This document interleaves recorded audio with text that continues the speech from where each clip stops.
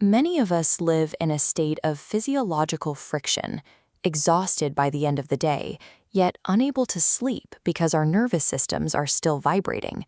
We are tired, but we are wired. For centuries, the solution to this burnout has been a root called Withania somnifera. In Sanskrit, it is Ashwagandha. Ashwa means horse, and Gandha means smell. The name reflects a specific promise that the root provides the vigor, stamina, and physical power of a stallion. But modern results seem to conflict. Some take it to build muscle, while others fix chronic insomnia. Some report sudden weight gain, and others use it shedding fat. These outcomes aren't evidence of marketing lies.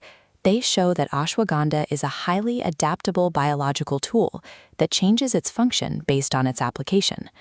To understand how that works, we have to look at the herb's origins, not in a lab, but in the analog environment of the Indian street market. In this tradition, an isolated plant is only half of a medical solution. Ashwagandha serves as a biological base code. It has no fixed final destination. Instead, it shifts its behavior depending on its pairing. Reaching the specific health outcome you want requires decoding the root's underlying energetic properties. This manuscript provides the blueprint, tracking 4 energetic markers defining how the root interacts with the body. First is rasa, or taste, pungent, bitter, and astringent. Then guna, the physical qualities, light and oily, soothing erratic nervous energy. Next is its virya, or potency. The root is ushna, meaning hot. It acts as an internal heat source to stimulate metabolism and digestion.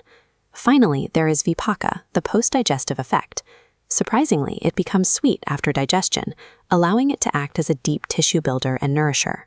This warming, oily profile balances vata, the biological humor associated with anxiety, and counters the sluggishness of kapha. These 4 traits act as a programming language for human physiology. We steer that program using a carrier, known as an anupana. This is a secondary liquid used to guide the root's properties toward a specific bodily system. Mixed with warm milk or ghee, the fat cools the root, leading to weight gain and deep sleep. But mixing it with raw honey and cold water uses honey's scraping quality, triggering the root to burn fat and clear congestion. One root produces 2 completely different outcomes based on the carrier used. Ayurvedic mastery involves choosing the correct carrier to trigger the right health outcome for your specific biological goal. We can see this programming language in clinical practice today, bridging the gap between ancient texts and modern physiology.